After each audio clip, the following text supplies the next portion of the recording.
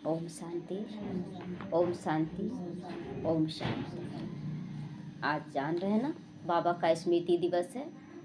आज ही के दिन बाबा अपना स्थूल शरीर छोड़े थे, संपन्न और संपूर्ण बनकर छोड़े थे और अपना सब कुछ बच्चों के हाथ में विल करके गए थे। दादी प्रकाश मणि के हाथ में उस समय दिखाया गया था, लेकिन एक बच्चा नहीं, सभी बच्चों को विल किए थे। दूसरा बाबा ये भी बोला था कि हम इसलिए जा रहे हैं ताकि हम बच्चों को गद्दी दे सकें, क्योंकि अगर हम ही बैठे रहेंगे तो बच्चों को कब देंगे। तो इसीलिए 18 जनवरी को वो देह को त्याग करके अव्यक्त फरिश्ता बने थे और बच्चों को आगे कर दिए थे। तो आज स्मृति दिवस पर ही महावाक्य आए हुए हैं मधुबन से। तो बाप दादा के अनमोल महावाक्य पिता श्री जी के पुण्य स्मृति दिवस पर प्रातः क्लास में सुनाने के लिए।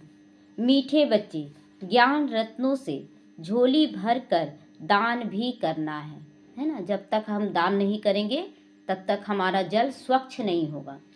जो पानी बहता है, नदी जो बहती है उसका पानी स्वच्छ होता है, जो पानी स्थिर रहता है वो नाला बन जाता है। तो इसीलिए बाबा कहते हैं कि ज्ञान रत्नों से झोली भर कर दान भी करना है। कितना भी, जितना दूसरों को रास्ता बताओगे उतना आशीर्वाद मिलेगा। जितना हम दूसरों को रास्ता बताएंगे सही रास्ता, तो आशीर्वाद मिलता रहेगा। ओम शांति। मीठे बच्चों को यह पक्का याद रखना है कि शिव बाबा हमको पढ़ाते हैं। बच्चों को क्या याद रखना है? ब्रह्मा को भी नहीं। बाबा पढ़ रहे थे 69 की मुरली में, तो बाबा बोला, जैसे बच्चे अचानक शरीर छूटा ना ब्रह्मा बाबा का, तो थोड़ा सा अपसेट हो गए थे सारे बच्चे। तो बाबा जब आया तो बोला कि क्या हम इशारा नहीं किए थे कि ये ब्रह्मा का भी, ब्रह्मा में भी नहीं फंसना है। जब मम्मा शरीर छोड़ी ना तो उसके बाद कई बार मुरलियों में बाबा जिक्र किया कि बच्चे तुमको इस ब्रह्मा में भी नहीं फंसना, ये भी शरीर छोड़ सकता है। तो फिर बाबा बोला था ना कि इस ब्रह्मा की भी आयु 100 वर्ष की है, 100 वर्ष की है इस ब्रह्मा की आयु। इसका मतलब भी ब्रह्मा मतलब स्थूल शरीर का भी आयु कितना हुआ? 98 साल में वो शरीर छोड़े, तो लगभग 100 साल हो गया। बोले 1-2 साल अकाली फरिश्ता बनकर भी पूरा करेंगे, और अभी तक पूरा कर रहे। अव्यक्त फरिश्ता का रोल चल रहा है। तो इसीलिए बाबा अभी कहता है कि बच्चे पक्का करो कि शिव बाबा हमको पढ़ाते हैं। शिव बाबा पतित पावन भी है, सदगति दाता भी है। सदगति दाता माना स्वर्ग की रजाई देते हैं। सदगति माना स्वर्ग की रजाई देने वाला। तो बाबा कितना मीठा है, कितना प्यार से बच्चों को बैठ पढ़ाते हैं। बाप दादा द्वारा हमको पढ़ाते हैं। बाप किसके द्वारा पढ़ाते हैं? ब्रह्मा बाबा के द्वारा ही पढ़ाते हैं। तो जब ब्रह्मा बाबा अव्यक्त हो गया तो अचानक ही जब दादी गुलजार के तन में आए तो सभी को लगने लगा कि ये बाबा नहीं है। जो अव्यक्त रूप में नहीं थे ना, तो उनको आवाज़ जो चेंज हुआ तो लगने लगा कि ये बाबा नहीं है। फिर बाबा बोला कि अभी भी विश्वास नहीं हो रहा है, सो अव्यक्ति स्थिति में जो बच्चे रहेंगे वही मुझ अव्यक्त बाबा बाप दादा को पहचान पाएंगे। तो ये हमेशा निश्चय रखना है कि शिव बाबा ही पढ़ा रहा है, बाप के द्वारा, दादा के द्वारा। बाबा कितना मीठा है, कितना प्यार करते हैं, कोई तकलीफ नहीं देते हैं, लेकिन सिर्फ यही कहते कि बच्चे मुझे याद करो और चक्र को याद करो। बाप की याद से दिल एकदम उड़ जानी चाहिए, उड़ जानी चाहिए, ठर जानी चाहिए, मतलब एकदम शीतल हो जाना चाहिए, शीतल हो जानी चाहिए। एक बाप की ही याद सतानी चाहिए, क्योंकि बाप से ही कितना भारी वर्षा मिलता है ना। बाबा कहता है कि अभी तक कितने देहधारियों को याद करते आए, लेकिन क्या मिला? और ही मतलब नीचे ही ना गिरते चले जा रहे हैं। इस शरीर को कितना पोषण दिए, लेकिन फिर भी बुढ़ापा की ओर तो जा ही रहे हैं, दुख बीमारी आ ही रहा है। तो बाबा कहते एक बाप को याद करो, वो तो तुम्हें वर्षा देगा।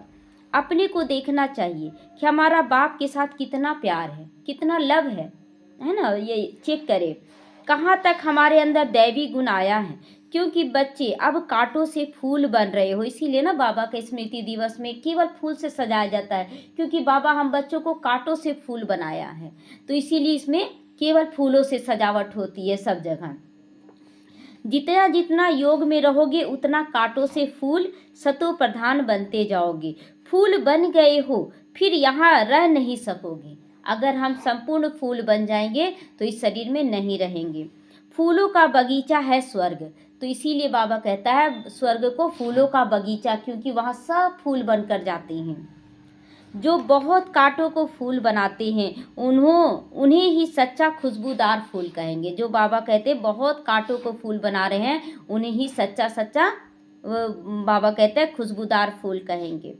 वह कभी किसी को कांटा नहीं लगाएंगे। क्रोध भी बड़ा कांटा है ना, बहुतों को दुख देते हैं। अभी तुम बच्चे कांटों की दुनिया से किनारे पर आ गए हो, है ना। कितना कांटा है, हर एक रिश्तों में कांटा है। कोई भी विश्वास के पात्र नहीं रह गया। क्यों? क्योंकि सबका हिसाब किताब चुकतू हो गया है। सबका हिसाब मतलब जो हम दे कर आए थे, दुख सुख दे कर आए थे, वो चुकतू हो गया। अब जो दुख दे कर आए वही चल रहा है पाठ। इसीलिए कोई भी रिश्तों में मिठास नहीं रह गया। तो तुम हो अभी संगम पर। जैसे माली फूलों को अलग पाट पे बर्तन में रख कर निकाल कर रखते हैं, वैसे ही देखो तुम बच्चों को भी अभी संगम युगी पाठ में अलग रखा हुआ है ना। बाबा अपने बच्चों को एक अलग गुलदस्ते, एक अलग थाल में रखा हुआ है। फिर तुम फूल स्वर्ग में चले जाओगे। कलयुगी कांटे भस्म हो जाएंगे। फूल को अलग छाट के रख दिया गया है और जो कांटे हैं उसको जलाकर भस्म किया जाएगा, वो परमधाम चले जाएंगे। मीठे बच्चे जानते हैं कि पारलौकिक बाप से हमको अविनाशी वर्षा मिलता है। जो सच्चे सच्चे बच्चे हैं, जिनका बाप दादा से पूरा लव है, उनको बड़ी खुशी रहेगी, है ना। जिनको सच्चा प्यार है बाबा के साथ, वो हर बात में खुश होंगे। जो कुछ भी होगा दुनिया में, लेकिन यही बोलेंगे अच्छा इसमें ये कल्याण छुपा हुआ है, अच्छा इसमें ये कल्याण, उनको नज़र आ जाएगा और वो खुश होंगे। तो हम विश्व का मालिक बनते हैं। हाँ, पुरुषार्थ से ही विश्व का मालिक बना जाता है, सिर्फ कहने से नहीं, है ना। कहने से नहीं, पुरुषार्थ से हम मालिक बनेंगे। जो अनन्य बच्चे हैं उन्हों को सदैव याद रहेगा कि हम अपने लिए फिर से वही सूर्यवंशी चंद्रवंशी राजधानी स्थापन कर रहे हैं। जो अनन्य बच्चे, जो बाबा के आज्ञाकारी बच्चे हैं, बाबा के श्रीमत पर चलने वाले हैं, उनको महसूस होगा कि हम अपने लिए सूर्यवंशी और चंद्रवंशी स्थापन कर रहे हैं। बाबा कहते मीठे बच्चे, जितना तुम बहुतों का कल्याण करोगे उतना तुमको ही उजूरा मिलेगा, उतना ही उजूरा मिलेगा, मतलब ऊंचा स्थान और उजाला में आ जाओगे। बहुतों को रास्ता बताओगे तो बहुतों का आशीर्वाद मिलेगा। ज्ञान रत्नों से झोली भरकर फिर दान भी तो करना है, सबको दान करना है। ज्ञान सागर तुमको रत्नों से थालियां भर भर कर दे रहे हैं ना। ज्ञान सागर देख रहे हैं कि कितना 4-4 पेज का रोज मुरली चलता है, तो थालियां रत्नों से भर भर कर दे रहा है, ज्ञान रत्नों से। उन रत्नों का जो दान करते हैं वही सबको प्यारे लगते हैं।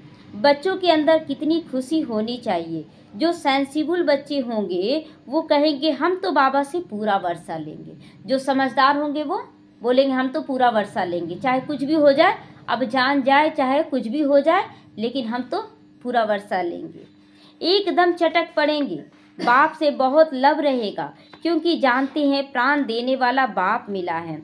नॉलेज का वरदान ऐसा देते हैं जिससे हम क्या से क्या बन जाते हैं ना। तो बाबा कहते हैं कि नॉलेज का वरदान ऐसा दे देते हैं जिससे हम क्या से क्या बन जाते हैं। कितना विशेष वरदान दे देता है बाबा कि हम क्या बन जाते हैं। शूद्र से ब्राह्मण, ब्राह्मण से फरिश्ता, फरिश्ता से देवता बन जाते हैं। तो इन सॉल्वेंट से सॉल्वेंट बन जाते हैं ना। एकदम क्या बन गए थे, एकदम खाली हो गए थे, है ना। कुछ भी रस नहीं मिल रहा था इस दुनिया में, और ऐसा दुनिया ले जाते हैं जहाँ सब कुछ की भरपूरता होती है। इतना भंडारा भरपूर कर देते हैं, जितना बाप को याद करेंगे उतना लव होगा, कशिश होगी। सुई साफ होती है तो चमक चुंबक की तरफ खींचते हैं ना। चकमक यानी चुंबक की ओर खींचता है। लोहे में अगर जंग रहेगा ना तो चुंबक नहीं खींचेगा। तो इसलिए जैसे जैसे हमारा जंग उतरेगा तो हम बाबा की ओर खींचे चले आएंगे। तो बाप की याद से कट निकलती जाएगी। एक बाप के सिवा और कोई याद ना आवे। रोज बाबा यही क्लियर करता है, बच्चे तुमको और कोई भी याद नहीं आना चाहिए। बाप समझाते हैं मीठे बच्चे अब गफलत नहीं करो, स्वदर्शन चक्रधारी बनो, लाइट हाउस बनकर बैठो, है ना। बाबा कहते हैं लाइट हाउस बनकर बैठना है। स्वदर्शन चक्रधारी बनने की प्रैक्टिस अच्छी हो जाएगी तो फिर तुम जैसे ज्ञान का सागर बन जाओगे, तुम ही ज्ञान का सागर बन जाओगे। इसलिए बाबा कहते हैं कि बच्चे अभी ज्ञान लो और इतना ज्ञान ले लो कि बच्चे तुम्हें देखकर अन्य आत्माएं सोचने लगे कि यही तो ज्ञान का सागर है। हर आत्मा परमात्मा है, जो बोलते हैं ना आत्मा सो परमात्मा, तो ये ज्ञान हम बच्चों के लिए नहीं है कि आत्मा सो परमात्मा। हम लोग कभी नहीं बन सकते हैं, बच्चा बाप नहीं बन सकता, लेकिन इतना प्यार का पालना हम लोग दे बाप समान बनकर कि दूसरे लोग क्या बोले, आत्मा सो परमात्मा बन गया, मतलब भाई भी बाप समान बन गया।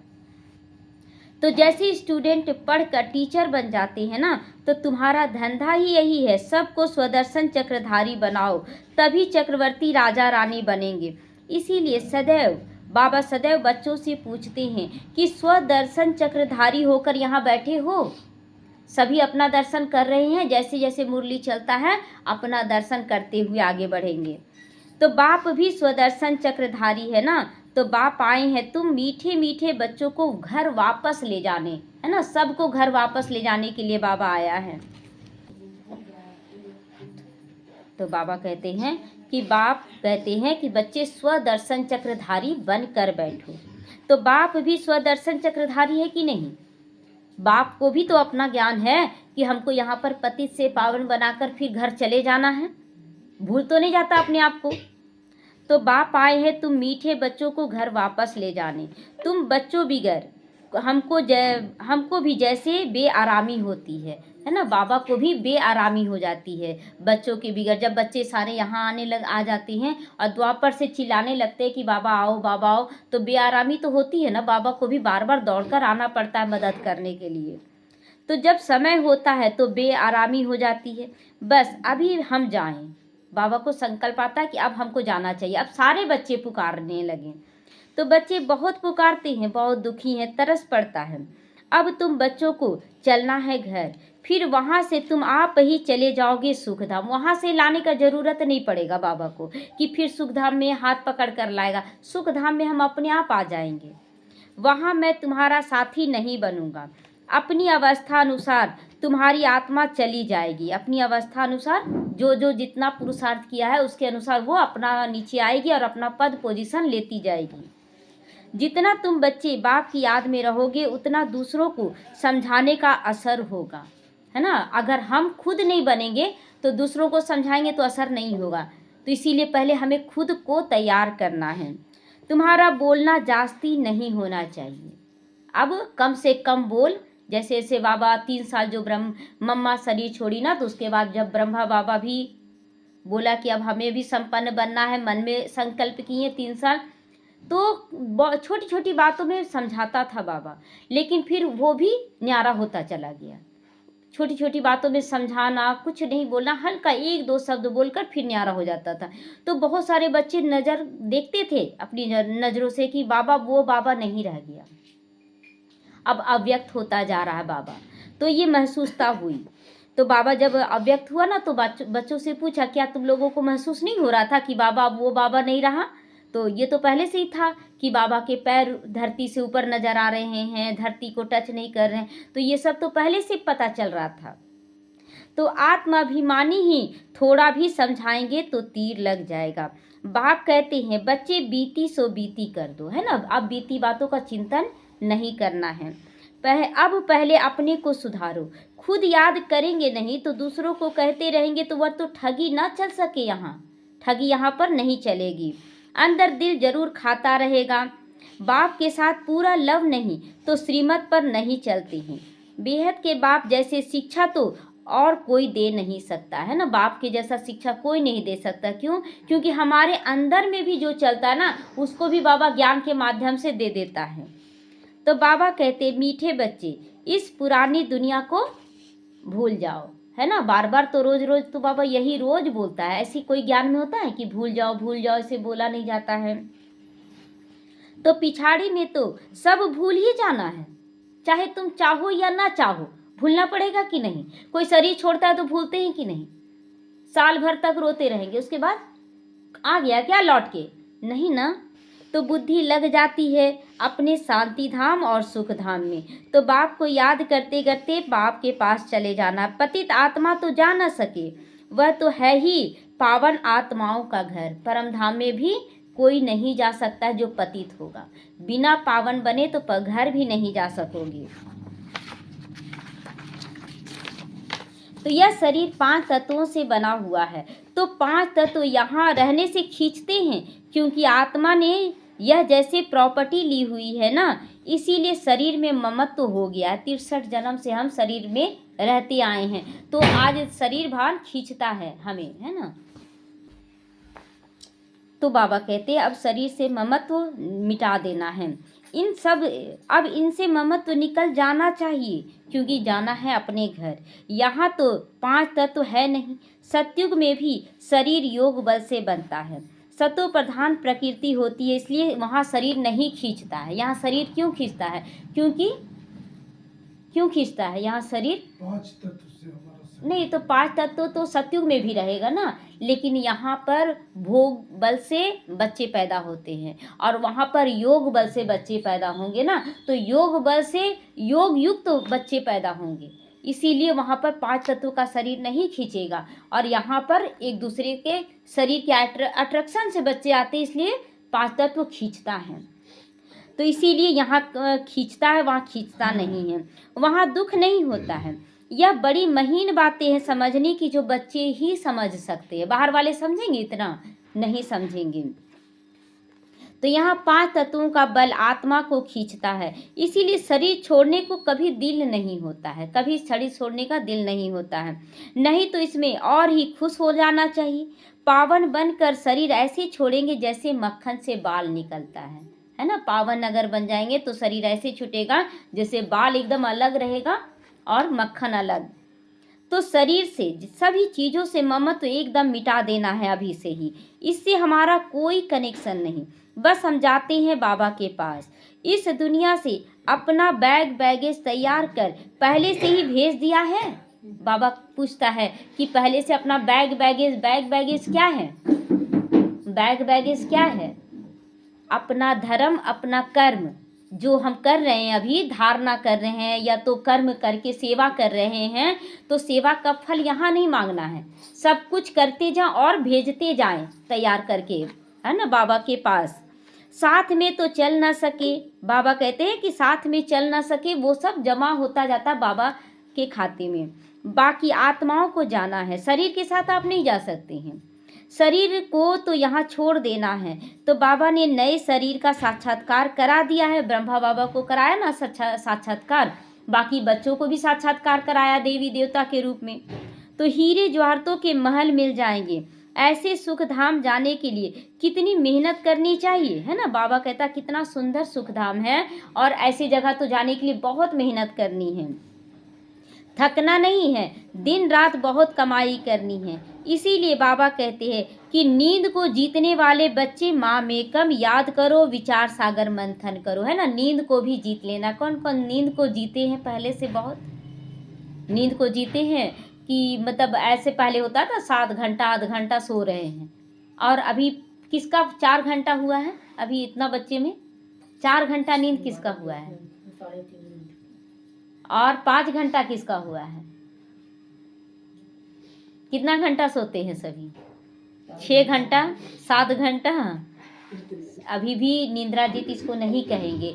योगी का नींद मात्र 4 घंटे का होना चाहिए, मात्र 4 घंटे का। तो ड्रामा के राज को बुद्धि में रखने से बुद्धि एकदम शीतल हो जाती है ना। जब ज़्यादा संकल्प चलता है तभी मन भारी होता है, और नींद इसलिए ज़्यादा होता है। जितना आप हल्का होंगे नींद क्यों आएगा? जब आपको आराम मिल जाएगा तो आप टेंशन लिए रहते हैं, जीवन जी रहे हैं, तो नींद तो ज़्यादा आएगा ही। तो जो महारथी बच्चे होंगे वह कभी हिलेंगे नहीं। बहुत बच्चे जैसे बोल देते हैं लोग कि अगर कम सोओगे ना, नींद पूरा नहीं होगा ना, तो शरीर कमज़ोर हो जाएगा। नहीं, वो भोगियों के लिए है।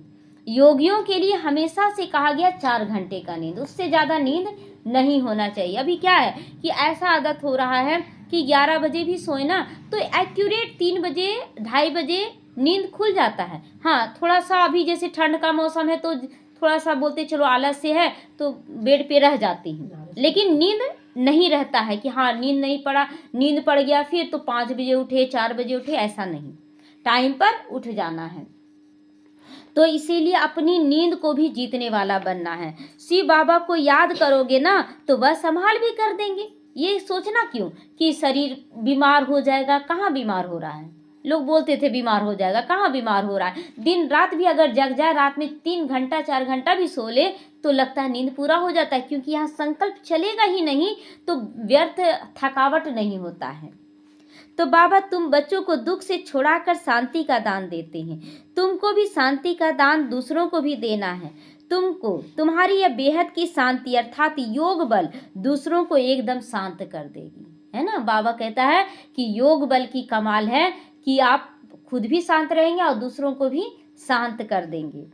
तो तुम बाप की याद में रहकर फिर देखो यह आत्मा हमारे कुल की है या नहीं। जिससे भी हम बात करें तो बातों से समझ में आता है कि आत्मा इस कुल की है या नहीं है। वो व्यर्थ की बातें करेंगी, तुरंत उससे न्यारा होने की स्थिति में आ जाना है। ये नहीं कि हम उससे बहस करने लगें कि तुमको समझा के ही आज दम लेंगे, ऐसा नहीं करना है।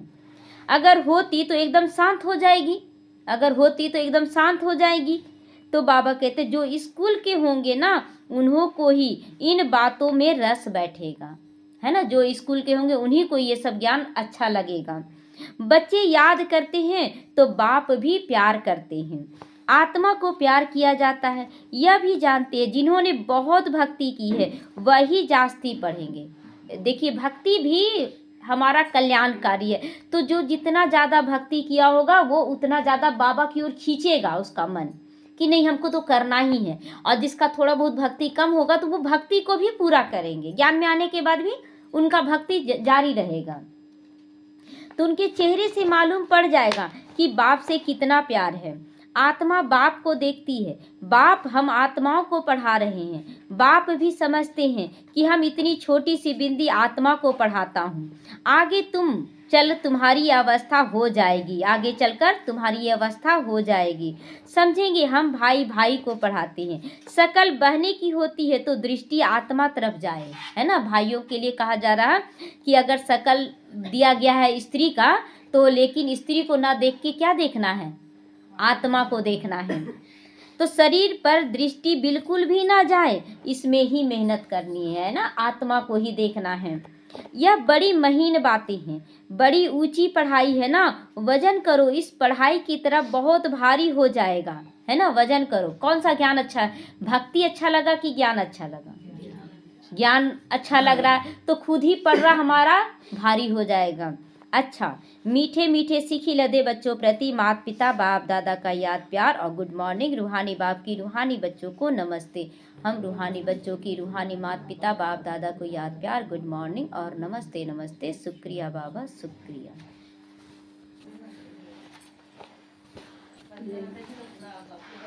अच्छा, अव्यक्त महावाक्य अब आगे है। अव्यक्त महावाक्य है ना। महावीर बच्चों के संगठन की विशेषता आज बाबा कह रहा है कि जो महावीर बच्चे होंगे उनकी विशेषता क्या है। एक रस, सब एक रस स्थिति में चलेंगे। एक टिक स्थिति, एक टक देखते हैं ना, आँख पलक भी ना झुके। जब बाबा को देखते हैं तो पलक भी ना झुके तो बोलते एक टक स्थिति देख रहा है। तो उसी तरह हमारी स्थिति न ऊपर जाए न नीचे, मतलब ऊपर जाए लेकिन न गिरे न संभले, बस ऊपर की ओर बढ़ते चले जाएं। तो ये मुरली चला है 9/12/75 का है।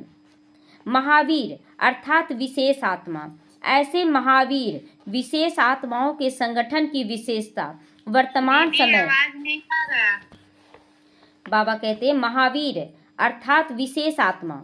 ऐसे महावीर विशेष आत्माओं के संगठन की विशेषता वर्तमान समय यही होना चाहिए जो एक ही समय सबकी एक रस एक टिक स्थिति हो। अर्थात जितना समय जितनी स्थिति में ठहरना चाहें उतना समय उस स्थिति में संगठित रूप से स्थित हो जाए, है ना। कोई हिल डुल नहीं, सबका एक संकल्प बाप समान बनना है, बाबा को देखते रहे, कोई बेचैनी नहीं। संगठित रूप से सबके संकल्प रूपी उंगली एक हो। जैसे कमेंट्री होता है ना, तो एक कमेंट्री पर सब थिरकने लगे, सब उसी कमेंट्री उसी बोल पर अपनी मन के विचारों को ढाल लें। तो जब तक संगठन की यह प्रैक्टिस नहीं है तब तक सिद्धि नहीं होगी। तो ये कमेंट्री भी क्या होता है, सबको एक संकल्प में टिका देता है। जैसे सॉन्ग भी बजता है बाबा का, तो उसमें क्या होता है कि कुछ उसका अलग विचार चला, उसका कोई तो देखने नहीं जा रहा है, लेकिन जब कमेंट्री होता है तो एक कमेंट्री पे सबका अटेंशन चला जाता है कि यही चीज़ हमें भी सोचना है। तो संगठन में अभी ऑर्डर हो कि 5 मिनट के लिए व्यर्थ संकल्प बिल्कुल समाप्त कर बीज रूप पावरफुल स्थिति में एक रस स्थिति में स्थित हो जाओ। तो ऐसा अभ्यास होगा, है सभी का ऐसा अभ्यास है कि बोला जाएगा कि बीज रूप यानी आत्मा की स्थिति में स्थित हो जाओ, तो स्थित हो जाना है। ऐसे नहीं कि कोई मनन करने की स्थिति में आ जाए, कोई रू रिहान करने लगे, मनन कर रहे हैं कि बाबा क्या बोला, कोई रू रिहान बाबा ऐसे हो जाए, ठीक हो जाए, ये रू रिहान हो गया, और कोई अव्यक्त स्थिति में हो। ऑर्डर है बीज रूप होने का, तो उसी रूप में आ जाओ। रू रिहान तो ऑर्डर नहीं माना ना। अगर बाबा से भी बातचीत आप कर रहे हैं तो रू रिहान उसको नहीं, उसको रू रिहान कहेंगे, उसको बीज रूप स्थिति नहीं कहेंगे। तो यह अभ्यास तब होगा जब पहले व्यर्थ संकल्पों की समाप्ति करोगे, है ना। व्यर्थ संकल्प नहीं चलेगा तभी वो बीज रूप स्थिति आएगा, नहीं तो एकदम 1 सेकेंड के लिए बीज रूप में आएंगे, उसके बाद फिर व्यर्थ संकल्प आने लग जाता है, ऐसा हुआ वैसा हुआ। तो हलचल होती ही व्यर्थ संकल्पों की। तो बाबा कहते हैं इन व्यर्थ संकल्पों की समाप्ति के लिए अपने संगठन को शक्तिशाली व एक मत बनाने के लिए कौन सी शक्ति चाहिए? एक रस स्थिति और संगठन को मजबूत बनाने के लिए कौन सी शक्ति चाहिए?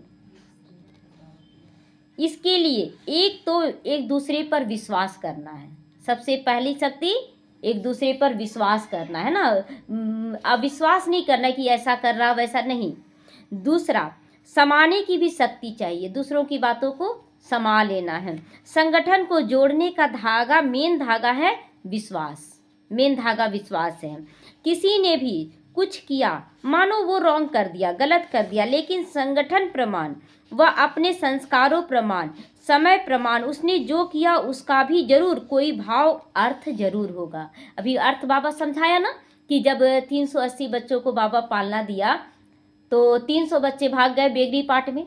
अभी 69 में जब अव्यक्त बाप दादा जब मुरली चलाएं संदेशी द्वारा, तो क्या बोले कि जो 300 बच्चे चले गए, 2 कारण से गए। एक तो सेवार्थ गए, क्योंकि बाबा बोला ना जैसे युद्ध होता है तो युद्ध में गुप्त रूप से सेना को तैयार करके क्या किया था, घेराव डाला जाता है चारों तरफ, तो घेराव डालने के लिए गए।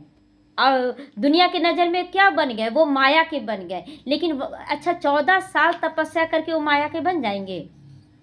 नहीं बनेंगे ना। जो बाप दादा की पालना लिए तो नहीं, वो घेराव गुप्त रूप से कार्य करने के लिए गए। बाबा क्लियर लिखा है उसमें मुरली में कि जो एडवांस पार्टी में जा रहे वो तो है ही, लेकिन जो बच्चे चले गए साकारी शरीर लेकर, वो घेराव डालने के लिए गए। और बहुत ऐसी आत्मा, हिसाब किताब भी था, उसको भी चुकतू करने के लिए गए।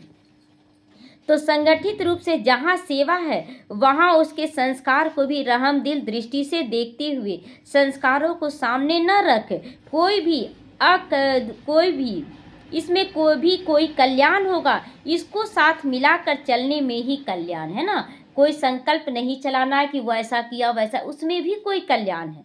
हो सकता है उसका हिसाब किताब होगा तो उसको खींच रहा है कि आओ पहले चुकतू करो, तो इस भाव से भी चला गया। तो ऐसा फेथ जब संगठन में एक दूसरे के प्रति होगा तो सफलता मूर्त हो सकती हो। पहले से ही व्यर्थ संकल्प नहीं चलाना चाहिए। जैसे कोई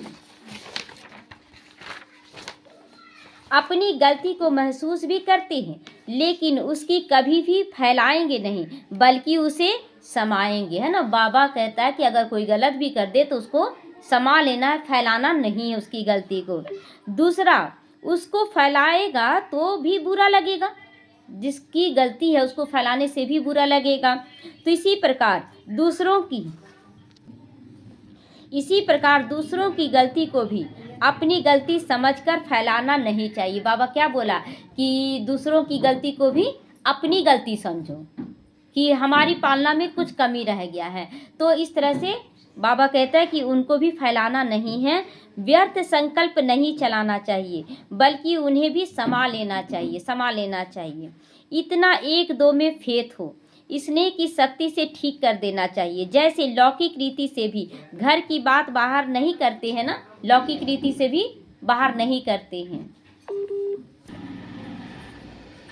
बाबा कहते हैं कि लौकिक रीति में भी, जैसे घर में भी अगर झगड़ा होता है तो बोलते हैं ना, अपने परिवार को अपना हम समेट लेंगे, बाहर वालों को इंटरफेयर करने के लिए नहीं देते हैं।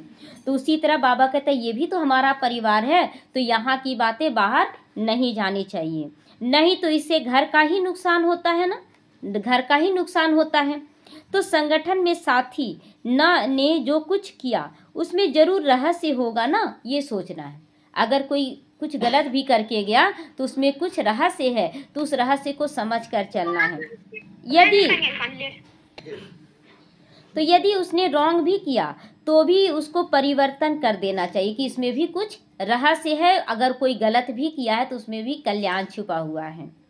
यह दोनों प्रकार के फेत रख कर एक दूसरे के संपर्क में चलने से संगठन की सफलता हो सकती है ना। संगठन की सफलता कैसे हो सकती है? जब हम एक दूसरे पर विश्वास करेंगे कि इसमें भी कोई कल्याण है। अगर कोई कहीं गया है तो उसमें भी कोई कल्याण है, कोई बाया की तरफ चला गया उसमें भी कल्याण है, किसी पर भी अविश्वास नहीं करेंगे। तो इसमें समाने की शक्ति ज़्यादा चाहिए, लेकिन इसमें समाने की शक्ति चाहिए। व्यर्थ संकल्पों को समाना है। बीते हुए संस्कारों को कभी भी वर्तमान समय से मिलान नहीं करो, अर्थात पास्ट को प्रेजेंट नहीं करो, है ना। जो बीता उसमें कल्याण है, उसको अभी के अनुसार नहीं सोचना है कि अभी गलत हो गया। अभी हो सकता है कि उस बात का रिजल्ट बाद में मिले। तो जब पास्ट को प्रेजेंट से मिलाते हो तभी संकल्प की क्यों लंबी हो जाती है ना। पास्ट को प्रेजेंट से मिलाते हो, मतलब पहले कभी किसी आत्मा ने धोखा दिया हमें, तो वो हमारे मन पर छाप बैठ गया कि वो धोखा दिया। अब अगर वो आ रहा है अच्छा करा तो भी क्या संकल्प चल रहा है कि वो धोखा दिया था, उस पर आसानी से तो विश्वास नहीं कर सकते हैं। तो बीती सो वर्तमान पर असर डाल रहा है, जो पास्ट का है वो वर्तमान को खराब कर दे रहा है। इसीलिए पहले बाबा कहता है बीती सो बिंदी कर दो और फिर वर्तमान को अच्छा सोचकर आगे बढ़ो। तो और जब तक यह व्यर्थ संकल्पों की क्यों है, तब तक संगठित रूप से एक रस स्थिति नहीं हो सकती है ना। संगठित रूप से एक रस स्थिति नहीं हो सकती है। दूसरों की गलती सो अपनी गलती समझो, है ना। जब भी बच्चे गलत करते हैं तो माँ बाप क्या बोलते हैं, मेरे ही पालना में कुछ कमी रह गया है, हम ही संस्कार नहीं भर पाए हैं। तो इसी तरह बाबा कहते हैं कि उनकी गलती को अपनी गलती समझो। तो यह संगठन को मजबूत करना है। यह तब होगा जब एक दूसरे में विश्वास होगा।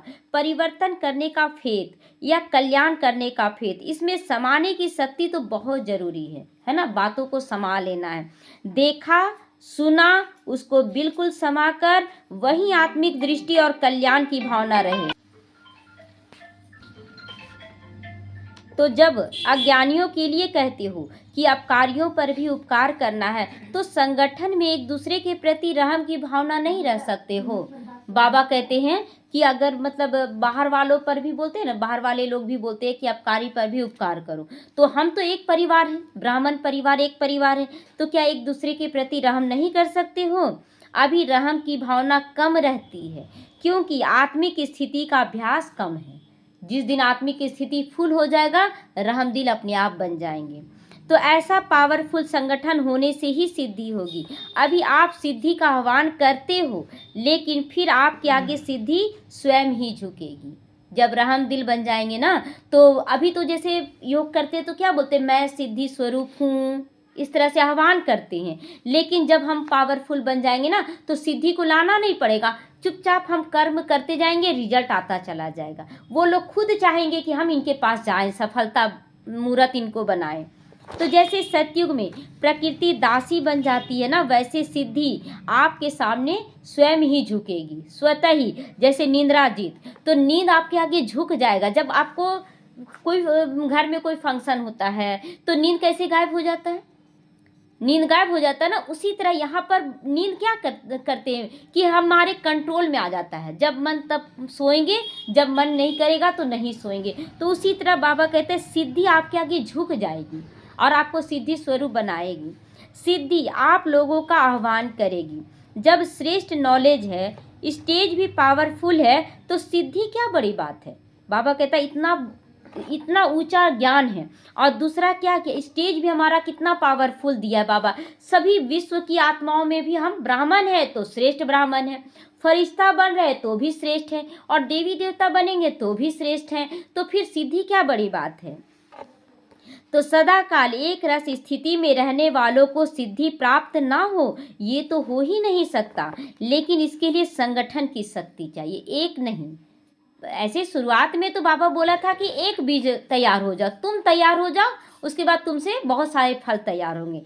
उसके बाद जैसे जैसे हम लोग परिवार में आ जाते हैं तो परिवार में एक दूसरे पर विश्वास करना, एक दूसरे को ऊंचा उठाना, उमंग उत्साह दिलाना, ये भी बहुत ज़रूरी होता है। क्योंकि एक से सेवा हो जाएगी क्या, एक से सेवा नहीं होती है, बहुत सारी सेवाएं होती हैं बाबा के घर में।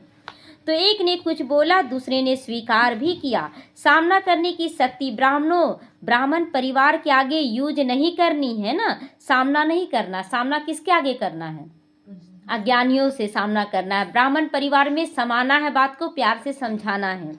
वो माया के आगे यूज करनी है, ब्राह्मणों के आगे यूज नहीं करनी है। परिवार से सामना करने की शक्ति यूज करने से संगठन पावरफुल नहीं होता है। बाबा मुरली के दौरान कितना मतलब गहराई में ले जाता है कि बच्चे तुमको ब्राह्मण परिवार से सामना नहीं करना। अगर घर में बच्चे गलत करते हैं तो बच्चों को प्यार से समझाते हैं, डांटते हैं, लेकिन ऐसा नहीं निकल जाओ बाहर, ये आजकल तो बोलते हैं कि निकल जाओ बाहर, तो संगठन कैसा टूटता चला जाता है। लेकिन बाबा कहता है डांटो, समझाओ, और लेकिन उसको लेकर भी चलो, आज न कल उसको बुद्धि जरूर आ जाएगा। तो कोई भी बात नहीं जचती है तो एक दूसरे का सत्कार करना चाहिए। और ही चलो ठीक है, आप ही सही हो, आप ही जो करना है करो, उसको खुद ही समझ में आएगा कि नहीं यहाँ हमसे गलत हो रहा है। तो उस समय किसी के संकल्प व बोल को कट नहीं करना चाहिए। इसीलिए अब समाने की शक्ति को पावरफुल धारण करो। आज कौन कौन सी शक्ति बोल रहा है बाबा,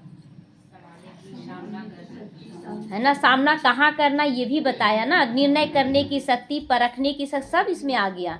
क्योंकि माया के आगे सामना करना है, ब्राह्मण बच्चों का सामना नहीं करना है। तो संगठित रूप में आप ब्राह्मण बच्चों की आपस के संपर्क की भाषा भी अव्यक्त भाव की होनी चाहिए। अव्यक्त भाव माना देह भान नहीं, अव्यक्त भाव देही अभिमानी स्थिति में एक दूसरे से बात करना, आत्म अभिमानी होकर बात करना है। जैसे फरिश्ते अथवा आत्माओं से बोल रही है। किसी की सुनी हुई गलती को संकल्प में भी स्वीकार न करना और न कराना चाहिए, न करना चाहिए। अगर कोई कुछ गलत बोल दिया तो हम ना मतलब गलत नहीं रहते हुए भी हम क्या करते हैं, उस गलती को हम स्वीकार करने लगते हैं कि ऐसा क्यों बोल दिया, ऐसा क्यों बोल दिया। तो बाबा कहता ना हमें खुद उसको स्वीकार करना है और ना उसको स्वीकार कराना है कि तुम गलत बोल रहे हो। तुम गलत नहीं बोले, तुमको जो समझ में आ रहा तुम बोल रहे हो, लेकिन अगर हम नहीं हैं तो हम स्वीकार ना करें, तो न करना है और ना उसको कराना है। तो ऐसी जब स्थिति हो तभी बाप की जो शुभ कामना है संगठन की, वह प्रैक्टिकल में दिखाई देने लगेगी, है ना, प्रैक्टिकल में भी दिखेगा वो। इसके लिए विशेष पुरुषार्थ अथवा विशेष अनुभवों की आपस में लेन देन भी करो। बाबा क्या बोल रहा है कि अनुभव का भी लेन देन होना चाहिए। जैसे कोई आत्मा बहुत अच्छा अनुभव शेयर कर रही है तो उससे क्या होता है कि दूसरों को भी प्रेरणा जागता है। तो संगठित रूप में विशेष योग के प्रोग्राम चलते रहें तो विनाश ज्वाला को पंखा लगेगा, है ना। विनाश ज्वाला को पंखा मतलब आग और तेज होगा। जैसे चूल्हे में आग कम होता है तो पंखा डालते हैं तो पंखा से जलते हैं तो और आग तेज हो जाता है ना। उसी तरह अगर आप योग करते हैं तो बाबा कहता विनाश ज्वाला और तेज हो जाएगी। तो योग अग्नि से विनाश की अग्नि जलेगी, योग अग्नि से विनाश की अग्नि जलेगी। अच्छा, ओम शांति। आज का वरदान है, व्यक्त में रहते अव्यक्त फरिश्ते रूप का साक्षात्कार कराने वाले सफेद वस्त्रधारी और सफेद लाइट धारी भव, है ना। सफेद में कैसा अच्छा लगता है कि रंगीन में अच्छा लगता है, सफेद, हाँ। तो सफेद में ना एक अव्यक्त फरिश्तेपन का अनुभव होता है कि बहुत अच्छा लग रहा है। तो इसीलिए बाबा कहता है व्यक्त में रहते अव्यक्त स्थिति हो जाए, अंदर की स्थिति भी अव्यक्त और बाहर की भी स्थिति क्या हो जाए, लाइट हाउस हो जाए, वाइट हो जाए। जैसे अभी चारों ओर यह आवाज फैल रहा है कि ये सफ़ेदधारी वस्त्रधारी कौन है, कहाँ से आए हैं। ऐसे अब चारों ओर फरिश्ते रूप का साक्षात्कार कराओ। इसको कहा जाता है डबल सेवा का रूप। जैसे बादल चारों ओर छा जाते हैं, ऐसे चारों ओर फरिश्ते रूप में प्रकट हो जाओ, है ना। चारों तरफ अब तो दिख रहा है ना, जहाँ भी जाते हैं वहाँ ब्रह्मा कुमार कुमारियाँ जरूर मिल जाती हैं। तो बहुत फैल गया है उस समय से, बस साकार बाबा से अव्यक्त बाप दादा के समय में ज़्यादा, बहुत ज़्यादा सेवा हुआ। अब अव्यक्त में भी अव्यक्त स्थिति आ गया। कैसे आ गया? अव्यक्त में भी अव्यक्त स्थिति। जो बाप दादा आते थे मुरली चलाने के लिए दादी गुलजार के तन में, वो तो खत्म हो गया ना, वो खत्म हो गया। तो अव्यक्त में भी अव्यक्त स्थिति आ गया। तो जहाँ भी देखे तो फरिश्ते ही नजर आए, लेकिन यह तब होगा जब शरीर से डिटैच होकर अंतःवाहक शरीर द्वारा चक्र लगाने के अभ्यासी बनोगे। मनसा पावरफुल होगी, मनसा पावरफुल होगी। स्लोगन है, सभी गुणों व शक्तियों के अधिकारी बनने के लिए पहले आज्ञाकारी बनो। सभी गुणों और शक्तियों का अधिकार लेना है बाबा से, तो पहले बाप का आज्ञाकारी बनना। बाबा जो श्रीमत दे हाँ जी करना, हाँ बाबा हमको चलना है। अव्यक्त इशारे, इस अव्यक्ति मास में बंधन मुक्त रहकर जीवन मुक्त स्थिति का अनुभव करो। जैसे बाबा सदा स्वतंत्र है, ऐसे बाप समान बनो। बाप दादा अब बच्चों को परतंत्र नहीं देख सकते हैं, परतंत्र ही है ना, देवभान में हम बंध जाते हैं, तो परतंत्र नहीं देखना चाहते हैं बाबा। अब देह के भान से स्वतंत्र हो जाओ, मैं आत्मा हूँ, उड़ने के लिए तैयार हूँ। अगर स्वयं को स्वतंत्र नहीं कर सकते हो तो स्वयं ही अपनी कमजोरियों में गिरते रहते हो, तो विश्व परिवर्तक कैसे बनोगे? हम बोलते हैं ना उसके कारण हम गिर गए, उसके कारण नहीं, हमारी स्थिति कमजोर थी जो हम गिर गए। परिस्थितियां तो आनी है। बाबा तो बोला है कि विघन कब तक आएगा, विघन कब तक आएगा? अंतिम समय तक आएगा। क्या ब्रह्मा बाबा का अंतिम समय में विघन नहीं आया? जो बाबा बोला कि 10 से 15 मिनट तक कर्म भोग और कर्म योग का लड़ाई चल रहा था, युद्ध चल रहा था, तो सोचिए कैसा दर्द होगा। जो अपनी ओर खींच रहा था, बाबा क्लियर किया कि शरीर हमको खींच रहा था, इतना दर्द था, लेकिन कर्म योग और कर्म भोग का लड़ाई कितनी देर चला? 15 से 20 मिनट। और उसके बाद कर्म योग का जीत हुआ, कर्म भोग बिल्कुल समाप्त हो गया। तो अंतिम तक परीक्षा आया कि नहीं? अब उस समय संकल्प चलाने लगता ब्रह्मा बाबा कि हम तो इतना सेवा किए, हम तो सब कुछ समर्पण कर दिए, ये दर्द क्यों? तो जो भी है रहा हुआ बचा खुचा हिसाब किताब वो तो आएगा ना, तो हम डिस्टर्ब ना हो। तो विश्व के परिवर्तक कैसे बनोगे? जब तक अपनी कमी कमजोरियों को मनन चिंतन करते रहोगे। तो अब इस स्मृति को बढ़ाओ कि मैं कौन? मास्टर सर्वशक्तिमान हूँ। इससे सहज सर्व पिछाड़ी से मुक्त उड़ता पंछी बन जाओगी। इससे सहज रूप से मुक्त होते होते हम उड़ता पंछी बन जाएंगे। ओम शांति। आज का 18वां कदम है।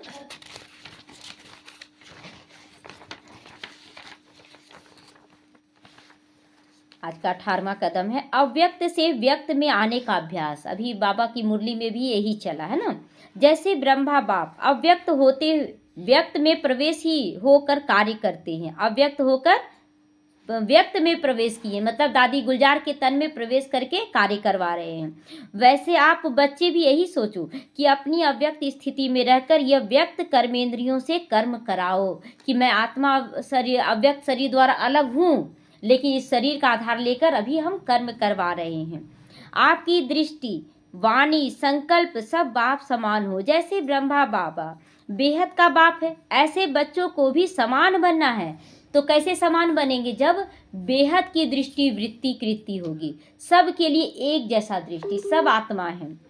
तो जितनी समीपता उतनी समानता होनी चाहिए ना, जितनी समीपता उतनी समानता, मतलब बराबरी में आना है। जैसे जैसे हम अव्यक्त रूप में आते चले जाएंगे, ब्रह्मा बाप के समीप पहुंचते जाएंगे। तो अंत में आप बच्चे भी अपनी रचना के रचयिता बनकर प्रैक्टिकल में यह अनुभव करोगे, अपनी रचना के रचयिता बनकर। रचना क्या है? हमारा शरीर है ना, रचना है। और रचना को भी रचयिता बनकर यूज करे कि हमारी कर्मेंद्रियां हमारे कंट्रोल से चल रही हैं। तो ऐसे अनुभव करेंगे। जैसे बाप को अपनी रचना देखकर रचयिता के स्वरूप की स्मृति स्वतः ही रहती है।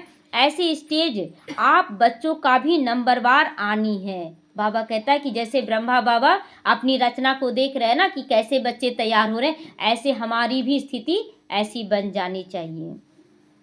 ओम शांति।